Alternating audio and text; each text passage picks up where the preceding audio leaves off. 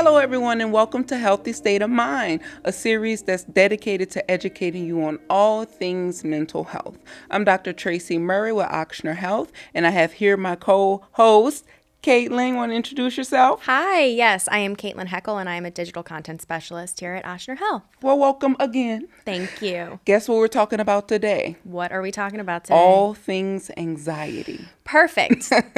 All right, folks, we're going to get into it, just kind of discussing multiple parts and components about what it means to have anxiety, how it impacts you, and what you could possibly do with it. First question, what is anxiety? And you can use your own personal examples. Please feel free. Okay. Well, I'll start by saying that I have anxiety disorder. Okay. I was officially diagnosed a couple of years ago, actually. It hasn't been that long, but I've had anxiety my entire life. So Yeah. I think anxiety as it manifests for me is I feel trapped in my mind sometimes. A lot of overthinking, Yeah. a lot of worrying. Yeah. And just stress about the future Right. and things that I cannot control. Right.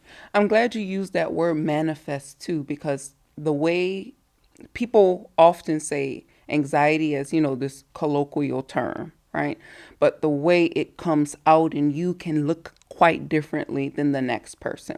There are actually multiple components to anxiety. The one that you mentioned is the cognitive part, what goes on in the mind, right? Yeah. And the definition that you mentioned, sometimes the word is rumination, right? So it can look like a couple of things. It can be like a hamster on a wheel with one thought, and it's like kind of that same thought or anything related to that thought kind of going over and over your head. Mm-hmm. That sounds about right. Mine kind of might look more like a star. A Almost. pinball machine? Boing, boing, boing, Yes, boing, boing, or maybe boing, like boing, that, boing, where boing, it's boing. like, oh, this, but then that, this. What happens Yes. here, though? And then I get stuck in the corner, and then something catapults me back up. And, Yeah. that's how it feels for me. That's the other one I want to like to talk to people about. It's that pinball idea where it's not necessarily one thought.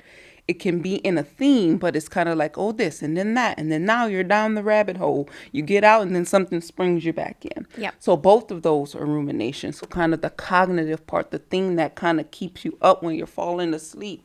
And then you can't stop it, right? You feel like you're trapped, almost like you're trapped in your own head, right? Yep. Do you have anything physical? Like when we talk about physical aspects of anxiety. Stomach aches.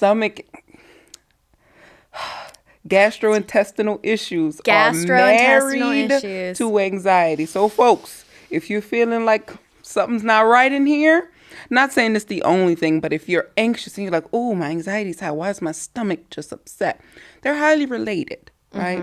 The mechanisms by what they work. So bloating and just acid reflux, gastroesophageal reflux disease, or GERD, irritable bowel syndrome, or IBS, can make those worse. And then in turn, those symptoms make you more worried. Exactly. It feels like a never-ending loop. Like if I'm having a particularly anxious day, or I have a big event coming up, or even just going sometimes to hang out with my friends. Like they're a Right. safe space for me. But before I get there, I'm just like, oh no, it's the pinball thing. It's Right. the upset stomach, and it's just...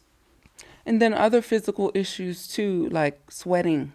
Some people just always kind of clammy hands, especially at higher peaks of anxiety. Or some people just might feel, like you just can't get yourself together, like the crawling out of your skin type of thing. And then some people actually have concentration issues. Like you're reading something, you're watching a show, and you're like, man, my memory is so bad, but it's not necessarily memory. It's attention, because you're paying attention to what's going on in your head, that pinball machine or that hamster wheel. You can't attend to things. So I have people all the time when I used to work with college students. They'll be like, man, I think I have ADHD because my attention and memory is so bad. And I was like, well, I don't think it's quite that, because you did just fine except for your first semester of college. Yeah. So kind of delving deep down, that where is your mind when you're doing it? Now, some people, ADHD and anxiety are also very closely related, but we have to really figure out, is it the anxiety? Are you not even attending to the information or taking it in or paying attention so you can remember it? It's almost like this thing, I'm moving so fast in the morning. God, my memory, where did I lock the door? But you were attending to other things. So it's not a loss of memory per se. It's that your mind was worrying about getting gas or what you're going to do when you go to work, stopping at the grocery store that you couldn't attend. Have you ever driven home from work and don't remember the drive? Yes. Where was your mind? Lord knows. Right. I have no idea. That happens to me all the time, though. Or even if I go run errands or something, I feel like my brain is moving 10 times faster than my body. And my body is doing activities, but then I get home and I'm like, okay, wait, what did I even do? So I have to have a list. And I have to physically scratch it off so I know that I did it for sure. Because sometimes I won't remember. A lot of times when we're thinking about anxiety where your attention is pulled away a lot, we have you do mindful activities. Mindful, quick plug, mindful activities so that you're paying attention. So you're taking, if you're driving, you're like, oh, that's so green. Oh, look at that car. You're actually attending to things on the road. So you're just more aware. We don't want you to get in an accident. And you're like, well, what happened? Right? So you're really attending to what's going on. Sometimes people don't even have that manifestation of cognitive. They just feel nervous, right? They just feel like they can't even quite describe it. They just always nervous or on the edge all the time. They can feel it in their body. That's also the physical sensations as well. So whenever we're thinking about anxiety, it doesn't have to be just one type of thing. Oh, you're a worrier. Yeah, worrier, but that's just one component. You can always feel on the edge or just kind of nervous or just not quite right. And then these things can sort of come out in your behaviors, things that you do. Avoidance is a big one. Rings a bell. What do you think I mean by avoidance? I would think of something like avoiding a trigger for your anxiety or even just avoiding the world. I know that sometimes if I can get, like, I call it my like anxiety spiral. If I'm just having a really rough, anxious day, I only want things that soothe me. I don't want any type of like external anything, even a text message going off. I'm like, that is just too much for me. And I have to completely avoid and just ignore everything. But what that does is, what does it do? It creates more anxiety because then like the next day I'm like, okay, well I have 15 texts to respond to. I have all of these emails that I need to like look at. So some people, what I call avoidance is you're turning away from it. Some people actually, if you can imagine, turn towards it and they can become really caught into doing it. For example, if you have someone with a health condition, a cough, like we're in the era of COVID right now, right? It's with us. So if they have a cough, a person who's anxious with avoidance, no, I'm not, I can't even, well, won't you make a doctor's appointment? I can't even, right? I can't even think about it. I'm just not going to do it. And then you also have the anxious person that's with the cough. Oh my God, I have cancer. I need to make a doctor's appointment. Doc, send me to the cancer specialist. Send me to this, send me to that. So it's that turning towards or that overindulgence. So both the rumination. So that not even obsession, because it's not obsession. It's just those thoughts they turn towards. And I feel like the goal would be to have a healthy balance of both. Right? In between. Enough to where you're taking care of what you need to take care of, but it's not of detriment to your health. So have a cough. Okay, let's wait 2 days, see if it clears up. And if it doesn't, let's make an appointment. Right? And that can be with anything. So if you have work to do, right? Some people use this term procrastination, right? So if you have work to do and you're avoiding it, right? And at the end, you're so debilitated, you can't do it. And then you have other people who stick in it and it's just on their mind all the time and they can't pull themselves away. Both are forms of anxiety and both are not helpful to performance, to doing things, and to living life in a healthy way. Right. So what do we do? We'll get to that. Okay. We'll get to that because what we do depends on actually what type of anxiety you have, because they're all different types. Whenever we say anxiety, it's this broad term, but there are different kinds. There's situational anxiety, meaning depending on what's going on in your life, the situation that comes up, you might feel yourself cognitively being anxious, physically being anxious, or being more of the behaviors, right? So let's say you get into a car accident, right? And your anxiety is higher. You have an upcoming test and your anxiety is higher. You have a deadline at work and your anxiety is higher. You're waiting for test results to come and your anxiety is higher. We do treat that quite differently than if you have lifelong chronic. So situational, it'll come and go. It's based on what's happening at the current moment. What's called generalized anxiety is it doesn't, and your anxiousness, whatever symptoms you have, doesn't latch on to any particular thing. It's about a lot of different things, right? You're anxious about this, you're anxious about that, you're anxious about that. Everything in your world could be going perfectly, and you're still anxious. You feel off, right? You feel it. You feel it, you think it, doesn't matter what it is.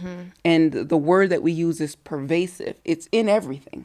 Yeah. So some people can be, I'm anxious about health, but not about this. A person with generalized anxiety, it's general, right? Everything kind of causes and pause, and you just jump. That's that pinball, right? Just jumps. So I'm anxious about the house. I'm anxious about bills. I'm anxious about my everything.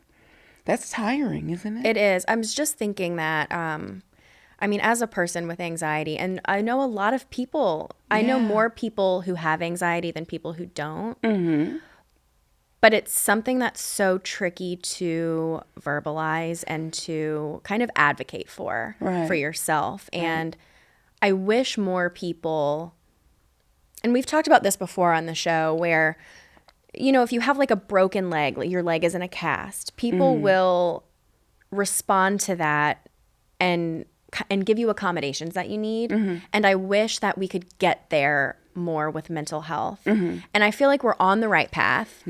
But even just like, if, for example, there are times when I have to cancel a plan because I'm like, I can't get myself there today. Right. And I like being received with grace. Right. And so in turn, because I've had that experience and because I'm living that experience, I can be that person for someone else. Right.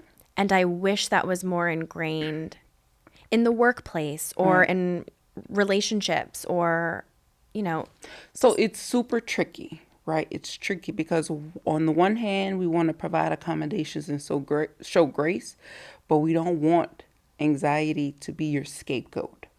We don't want anxiety to drive your life, to make you avoid.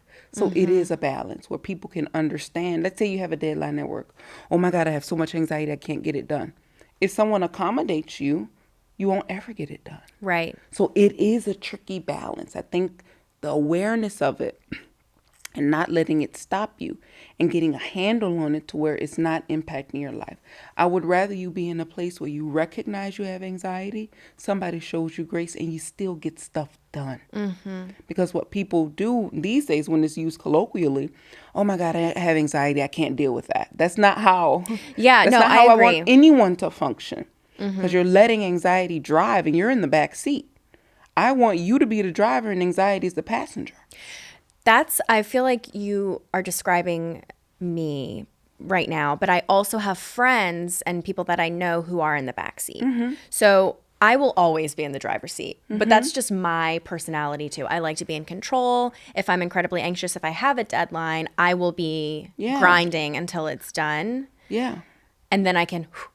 Right. But I do know people, and I'm wondering how to best support people, or what are some tactics that people who are in the backseat of their life. And that's the thing. That's the first thing I want to tell people is that simply because you have what we call anxiety of any type does not mean that anxiety has to drive your life. Doesn't mean you have to be submissive to that anxiety. You can take control with it. Some anxiety will never go away. Sometimes it's hereditary. Sometimes it comes on if something major happens and something's triggered. Sometimes it's just purely chemical, right? Depending on what's going on, medicines you take, the type of life environment you have, having a baby, right? Starting a new job. All of these things can set you up for situational anxiety where it can turn into this generalized thing. But I don't want that to dictate your life. I was working with this one person in younger, just kind of coming into knowing what to do with anxiety. And they say, I won't ever be able to do that because of my anxiety. People have to understand that. And I'm like, that's where you're letting anxiety win. If you want to do it, come up with the skills to do it. Talk to someone about it. Never let it scapegoat you. I can never perform or do that because my anxiety is so bad. So I'm just not. You're letting it win. Don't let it win. Don't let it guide and drive your life. Because in the end, you're going to look back and be like, I didn't live. Yeah. Where was life? Anxiety was driving me down a road I didn't want to go down. Right. I have a thought. Let me know if this is accurate. Okay. Sometimes, like one of my dreams that I haven't done yet is to perform stand-up. Okay. I've always wanted to try. I have friends who have done it. I love watching stand-up. I love going to open mics. But I am so afraid to step on that stage and tell my little jokes. I'm not afraid of like if people will not laugh or won't enjoy my presence, but I know that my anxiety will manifest physically. Like I will sweat. My voice might shake. Is it fair to say, because I know that that's what holds a lot of people back, what will people think of me? Is it fair to say that people don't think about you as much as you think they do? Yeah. Okay. They don't care. They don't care, right? They don't care. Like because I'm not sitting like when I'm in the audience at an open mic night, if someone gets up and doesn't do well or bombs, as they say, I'm not sitting there thinking anything bad about them. I'm like, look how brave they are. My thing is too is what would that do for you? Let's say you go up on stage and your worst thought comes true. You're sweating, you drop your mic, your pants rip in the front. What's going to happen? I mean, life goes on, I guess. Not even life goes on. You've done it. Yeah. You did it. You rip your pants, but you did it. Right? So my thing is it's not necessarily about other people. It's about you because you're the one that has to walk off the stage, knowing that you did it or didn't do it. And sometimes the perception, right?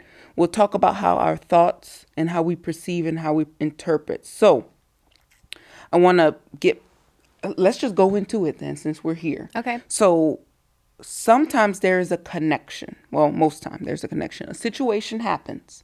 We interpret said situation in a certain way. When we interpret it, that's a thought. We're thinking or we perceive it. And then from that perception, we have a feeling and then we do something. For example, if you're walking in the grocery store on a Saturday at 2, you see somebody you know well, they walk right by you and you wave. They don't wave back. So that's the situation. What do you do? What do you think? How do you perceive that? What's your immediate thought? I would be like, oh my God, I'm so embarrassed. Okay. Embarrassed by what? That's the feeling. A feeling. The feeling. What do you think to make you feel embarrassed? I put myself out there and waved and they didn't even acknowledge me back. Okay. So they ignored you. They ignored me. Right. They ignored you. What else? I mean, the thought of like, well, maybe they didn't see me is there. Oh, 2 thoughts, right? So we'll take those 2 thoughts. They ignored me and they didn't see me. They ignored you. What would that make you feel? Embarrassed? What else? Rejected. What else? Feel like they don't like me. Like they don't like you. And what would you do? If someone didn't like me? If you interpreted them as ignoring you, you felt embarrassed like they didn't like you, what would be the outcome of thinking and feeling that? You might not text them. You might ignore them back. Yeah, like I probably would never reach out again. Any future situation that's like that, you've learned now to respond that way. What if they didn't see you? How many times have you been in a grocery store, someone at home stuck on the toilet and you in there for some toilet paper? Seriously. Remember I said Saturday at 2:00. People are like this, trying to get by. What if they didn't have their glasses on? I don't know about you, but I can't see anything without my glasses. What if they didn't see you? Right. What would you think? What would you feel if you say, oh, they didn't see me? I'd be like, oh, that happens to me all the time, All the actually. time. And what would you do? You might text them, say, hey, girl, I saw you. Hey, I saw you at Rouse's. Like, Right. The thing is, we don't know either way. Yeah. They could be mad at you, but they could have not seen you. You went through all this emotional turmoil and distanced yourself from a friend from a thought. Dr. Murray. From a thought. Oh my God. So my thing is that sometimes we have to balance it. We might not ever get rid of that, especially if it's generalized. Might not ever be able to get rid of that initial thought that says, they ignore me, I did something to them, they must hate me. But if we pull in and they could have not seen me, balance. Yeah. Sometimes all we can achieve is balance. That unhelpful thought is here, but we can turn it down and make the helpful thought just as loud. And now what do we have? Balance. Because you would have went through all of that for nothing. Now, they could be mad at you, right? And if they were, I'd rather they just have a conversation Right. with me. Until you find out more information. Now you're speculating based on your own thoughts. You don't have all the information. So until you do, and then, hey, girl, I saw you at well, you know I'm still mad at you. Okay, well, let's talk about it. Or, hey, girl, I saw you at the store. I didn't even have my glasses on. Didn't even see you. All I saw was blobs. And I had to go home and get my baby some toilet paper, right? Diapers, anything, right? So until you know more, what we do here, by the time you're feeling everything, you're already feeling it. We have to check, question, challenge, balance our thinking. Okay. Right? Yes. It feels overwhelming. Once you do it, I want it to be easy. So let's say another example. Let's say you text someone. Ooh, they don't text back. Oh, no. What are you thinking?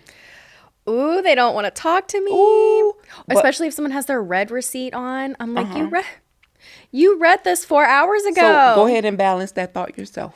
They're busy. They're driving. They read the text, but they want to respond thoughtfully when they have space. And these are all things that I do. I am queen of reading a text and not responding. So that will balance your emotions until you found out, right? My thing is, I don't want you to essentially jump the gun with your thoughts until you have to. Because you're going through whatever those emotions that come up with that thought could be for naught. And now you're exhausted because you got caught in whatever anxious rabbit hole you went down for nothing. Yeah, it really Let's is just exhausting. wait until we have to be there. Now, if it's that, then you can be, worried about the relationship. But let's not go there until you be worried all the time. Right? How many times have you typed the message, thought you sent it, and you're like, oh my God, you go back to the message and you're like, oh, I didn't even send it. Yes. Right? So that's what I'm telling you to put in. Sometimes we cannot get rid of anxiety. I actually don't want you to get rid of all your anxiety because it can be helpful. It helps with performance. How? If you didn't worry about a thing, if nothing was on your mind, we wouldn't pay bills. We wouldn't go to work. That's true. That's true. There are times when I'm like, healthy level of awareness. Yeah. So we have to pull it healthy. Okay. You see them, they're the opposite. They have no get up and go. No nothing. And they're at home, bills, not worrying about anything. Don't brush their teeth. Nothing. Right? Yeah. We People don't that want are that too either. chill. We don't want that either. Yeah, But we can't don't trust want it. it to be overwhelming because both impact you. We want it to be in a healthy way to where you have awareness about it. It's on your mind enough to where you can get things done. Okay. Sometimes that's thought balancing. There's thought challenging, balancing, however you work it. For my people, when I'm working with them, I just ask them to ask themselves, what else? That's it. What else could it be? When you have that thought, what else could it be? That's it. To balance the emotions, to balance what you do, so that in future situations, you also ask what if. Okay? Okay. So, other types of anxiety as well. So, we got the situational anxiety, we got the generalized anxiety, social anxiety. Okay. That's what you were talking about with the improv and stand-up, right? You're questioning things. Also, balance your thinking too. So that's when your fear of negative appraisal, right? So you fear what other people think. You walk into a room, you think all eyes are on you. They looking at me. They think I look crazy. I'm going to say the wrong thing. And then it feeds into your ideas, negative ideas about yourself. But what could happen is that you could be looking, searching out this negativity, and it'd be there. But you're missing the positive. They're all different ways. When we think about thoughts, they can fall into different categories, which is beyond the scope of what we can talk about today. Right. But they can fall into categories. Catastrophizing, thinking the worst, predicting, thinking you know what other people think about you, right? Yeah. Fortune telling, the future, right? Or ignoring positives and only picking up negatives. All of these things lend themselves to how you think, how you interpret situations, and then what you feel. Okay. But the social anxiety is a big one for people now. And I think even more so since we have a disconnect, which is social media, the phones, and now even COVID, that when we get into social situations, things feel even more weird and awkward. Even more negative appraisal because you haven't been exposed to it. Right. Right. Right. Another type of anxiety, which is an anxiety, is panic disorder. Ever had a panic attack? I have had a panic attack. Okay, what's that feel like? I just felt trapped in my body. And I don't remember having like ruminating thoughts. It's different. It's different. I just felt I was on vacation in Seattle and I was in my Airbnb in Seattle and I was just like not well, you know, and for me, it manifested in a lot of tears because I just didn't know what else to do but cry. Right. Right. But it was not pleasant. So we can think of anxiousness people on like a continuum, so to speak. Well, this is how I teach it when I'm trying to teach it. So we have just regular anxieties, the day-to-day rumination, things like that. And above that is distress. It's quite different than anxiety. It's overwhelming, which you can say is different than just your usual worries, the nervousness. Oh, the for thinking. sure. Then you're distressed, that middle part. You're like, you can feel it in your body. You can't necessarily function. And then we have panic. Actual panic attacks are actually quite brief. A few minutes or so. 7 minutes, 5 minutes, 10 minutes. And they exhaust you. You can feel outside of your body. You can feel like you're about to die. Heart pounding, sweating, out of sorts. Just kind of this crawly feeling, right? Yeah. Some people even, the word is dissociation. Yeah. Like they come outside of themselves. Things don't seem real around them. That's a part. I don't want people to feel crazy, but that's a part of a panic attack. Yeah. Things don't seem real or dreamlike. They might not even have good memory. Or some people kind of see themselves having it, like an aerial view. That's depersonalization. So they come outside and they're kind of looking at themselves. Trembling, all the chemicals, shaky hands, all of these things. And it lasts briefly because your body can't sustain. And then afterwards, exhausted, like you ran a marathon, might be drenched in sweat, right? All of these things. So that's what a true panic attack feels. It feels like you're going to die sometimes. Yeah.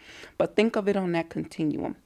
The good thing is some people can feel a panic attack coming on. They feel it like a wave, like a aura, essentially, of panic attack. We call it like a prodrome. But an aura, you can stop it by doing specific things. Stick your head in the freezer. Right. Yeah. So by sticking your head in the freezer, well, there is like cold therapy or something, right? So the thing is your chemicals in your body are doing something weird. So we have to change your body's chemistry. It's that age-old idea, splashing cold water in your face. But it just has to be cold enough. So I say, open the freezer, stick your head in. Yeah. Splash cold water in yourself. Eat ice. I mean, right. Some people have to take a full cool shower. Not super cool because you don't have hypothermia. But like a cool shower, it shocks your body. Or if it's cold enough outside, step outside. Just real quick. It'll shock your body and tell the part of your nervous system to chill out. So you mentioned panic disorder. Yes, panic disorder. Is that frequent panic attacks? Yes. Okay. So a panic attack can happen in isolation. Having a panic attack doesn't necessarily mean you have panic disorder. It could be, but it doesn't have to. Some people can have 1-2 panic attacks across their life. Not necessarily panic disorder. They're just associated with their anxiousness. When it rises on that continuum, like I talked about. People have true panic disorders. They have it in a week multiple times. More than an isolated incident. So they're having them frequently enough to where it's impacting their life. Okay. And then some people have panic attack, and then they have agoraphobia where they can't go outside, right? And then they don't have it with agoraphobia. But yeah, all in all, just thinking about those different types because it can guide how you're treated. It's not for you to figure out on your own, just giving education. It's for you to know what to do about it. Low-level situational anxiety we treat with distractions, doing things, deep breathing. Generalized anxiety, we have to really take a look at the thoughts and how we think. Social, we have to expose you to social situations, thinking about the thoughts. And panic disorder, we have to do things with your body. And because sometimes it's triggered, sometimes it's not. Sometimes it comes out of nowhere. So we use different things. Okay. Now, what do you think all this? That's exhausting just talking about. And some people have multiple ones, right? Right. Socially anxious, generally anxious, and they have panic. What do you think that does to your health? Oh, I can't imagine it's good for it. Right. So when we think about stress and anxiety and health, it does have an impact because the mind informs the body and the body informs the mind. It can lead to, like we said, blood pressure issues, unmanaged sleep problems, the gastrointestinal issues, just kind of tensing your body, right? Just overall tension, headaches.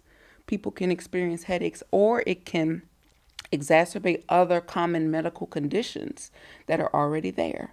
Seizures. You know, if you're extra stressed, they tell you keep it classy. Don't get stressed because that can trigger a seizure for you. So it has an impact on your health. And over time, without managing that anxiety, remember when I talk about just you being in the passenger seat or back seat and letting anxiety drive? Doing that can also impact your health immediately and over time, right? Wow. It can interfere with relationships. It can interfere with your ability to have intimate relationships because you're always, the thoughts are just so unhelpful that you can't see clearly, right? So it does have a significant impact on your health.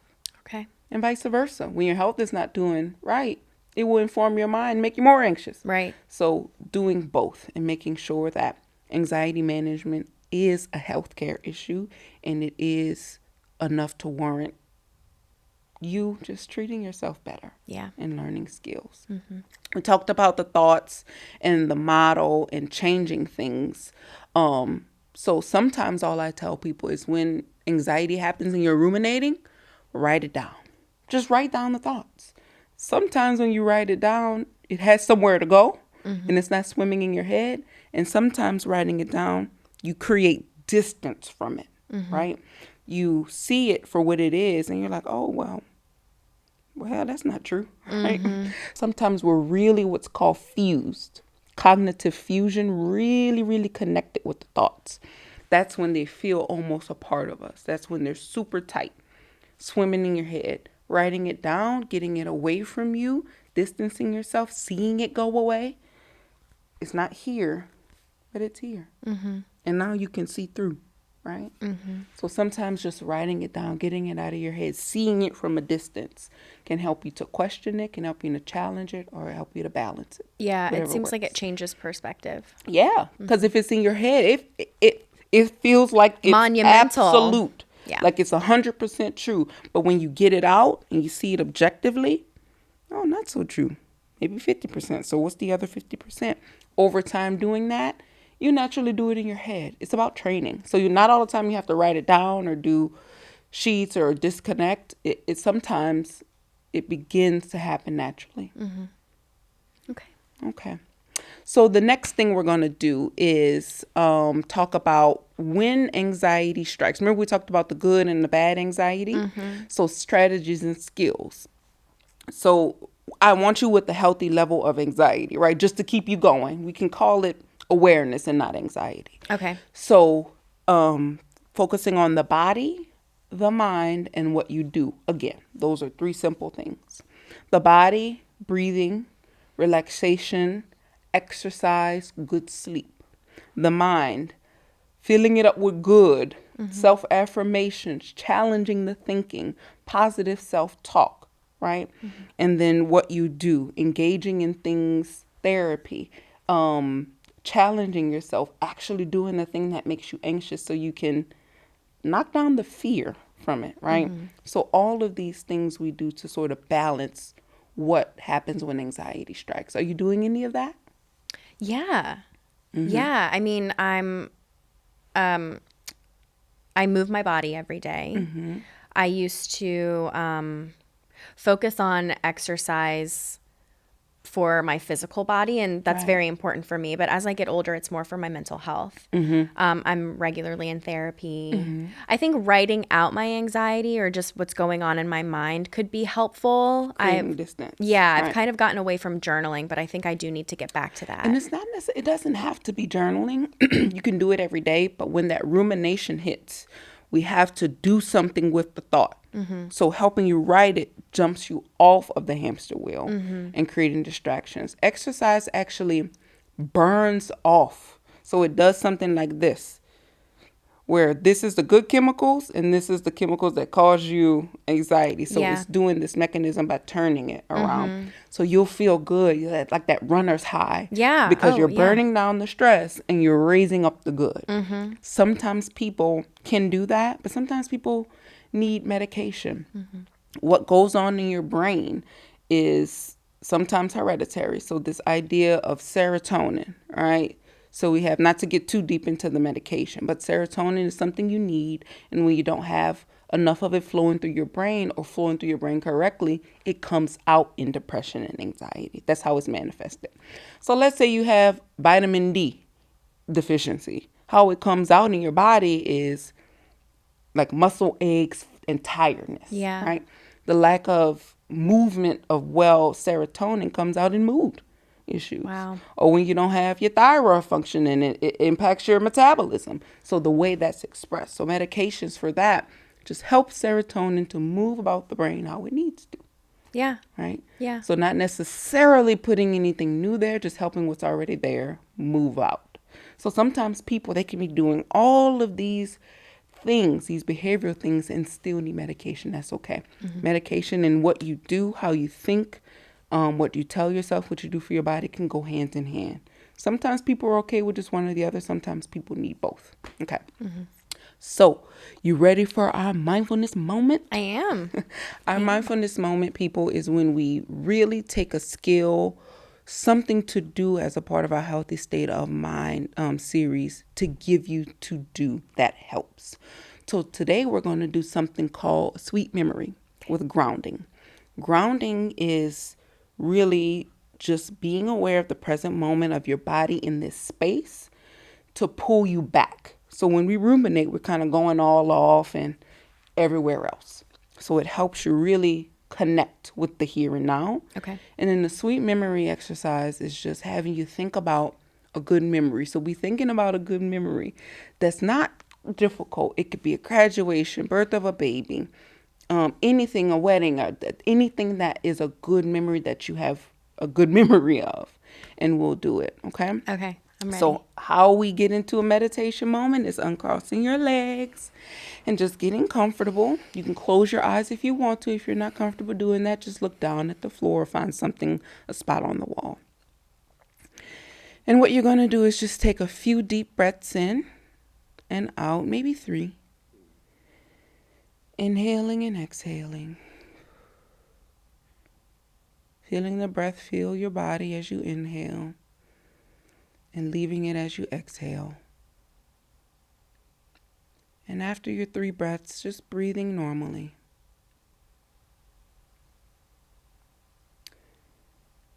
And then thinking about areas of your body that make contact, where your body is touching something else. Perhaps your feet inside your shoes, noting what that feels like. Silently in your head. How your feet feel on the floor. Your body seated in the chair. Your hands crossed or on your lap. Maybe even pinpointing where you can feel fabric of your clothing against your skin. And how you can tell what type of fabric it is without seeing it. If it's jean material, how do you know it's jean? Because in your mind, you can describe it. You can feel it. And in the next few moments, just bringing up into your awareness a sweet, sweet memory. Something that you can latch on to that's as good as it can be, uncomplicated. And bringing yourself to this place. You're you there and then. You're not an onlooker. You're not watching. You're you. Look around. When was this? Where was this? Who was there with you? Note what you had on. How old were you? Is it inside or outside? And what were you doing? And as you replay this memory in your mind, bring about all of those feelings and thoughts that are sweet. And let them fill your body up. From head to toe. Perhaps you can feel what it was like there as you replay this memory. Grab on to what's there and letting the memory go and bringing back those feelings and sensations and thoughts to the present. Letting them carry you through and manage those anxious thoughts. Fill your body up, the here and now.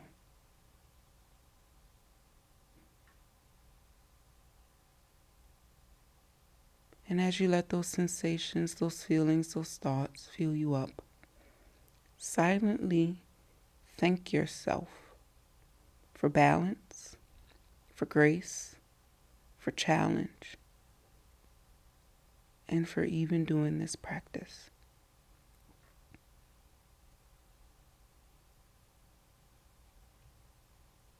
And when you're ready, you can open your eyes. Okay.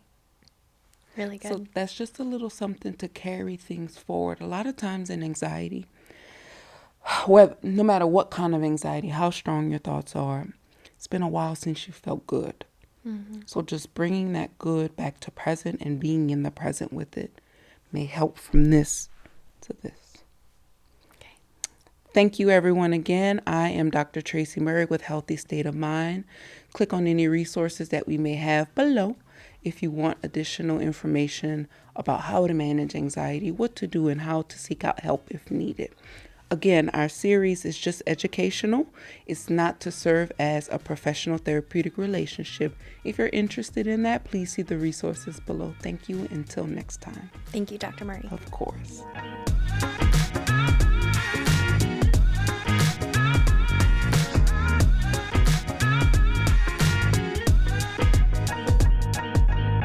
Thank you so much for tuning in to Healthy State of Mind by Ochsner Health. If you liked what you saw, and you do, don't forget to like, comment, and subscribe. You can also hit the little bell button in the corner of the video so you can be alerted every time we post something new.